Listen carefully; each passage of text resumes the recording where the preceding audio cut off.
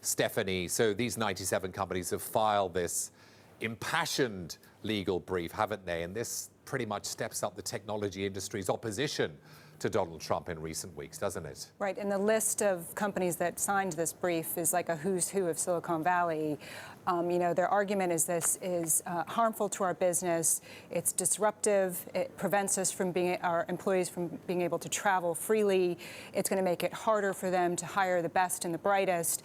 And remember, many of those tech companies that signed this brief actually met with Trump in December. And from what we know about that meeting, they actually raised the whole issue of immigration. And what we understand is that he was open and he understood what they were talking about.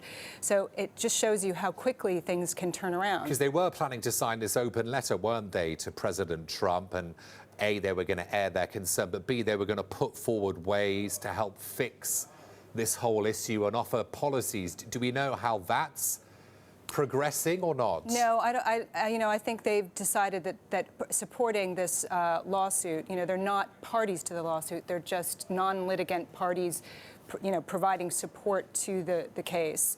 That this was an important move, and who knows what will come next. Maybe they will take legal action and become a party to the lawsuit. We don't know. It depends on how this plays out.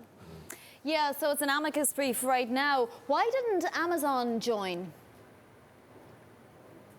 That's a good question. I think, just imagine the level of coordination that was needed to put this list together, to get all these companies to sign it.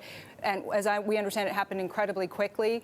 I think it's rare that you get this level of coordination amongst tech companies like this. It is strange, though, because Amazon was party to that letter that was being circulated. Amazon did play a part in that, so there clearly was communication with Amazon. Yes, but I think that they've made their point clear. I think the companies that signed it, this will have a big impact.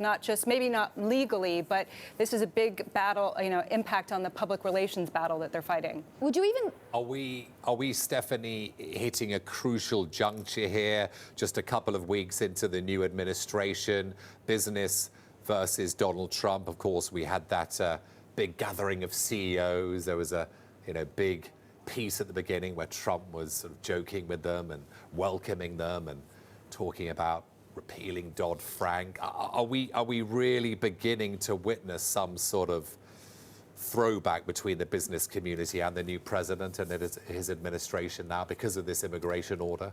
Well, it looks like it. The Uber founder and CEO, he stepped down from that business advisory council, not wanting to suffer the blowback from being associated with Trump. But I think this hits at the very message of Trump saying that he's a pro-business president. With almost 100 companies coming out against him, saying this is harming our business. How does he respond to that? How does he, as a former businessman himself, respond to the CEO saying you're hurting our bottom line? That's a message he's got to take on board.